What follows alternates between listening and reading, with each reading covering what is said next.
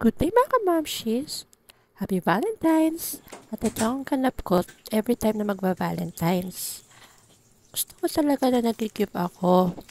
Kaya nakaisip ako ng mga paraan paano mapahiwatig yung Valentine's sa mga teachers ng anak ko at sa mga friends nila at friends din namin. So, yun nga, nagbalot ako ng may bibigay sa advisor ng anak ko. At nag-print out na rin ako para kahit paano may touch of Valentine's naman. Ewan ko ba? Basta ganito na talaga ako. Every time na magpa-Valentine's, gusto ko may ibinibigay ako sa mga teachers ng anak ko. Dati nga sa office, ganyan din ako. Yung mga ka-office mate ko, talaga nagbibigay ako ng mga anything na kahit mumurahin lang, like chocolates. Ano, katulad nga ng binili ko.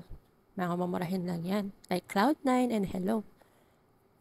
Sabi nga, di ba, it's the thought that counts.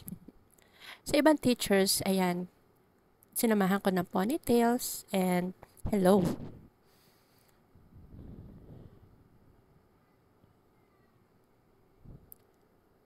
At least, maparamdam ko sa kanila ang Valentine's. Hindi nga sa pamamagitan ng flowers. Thanks for watching!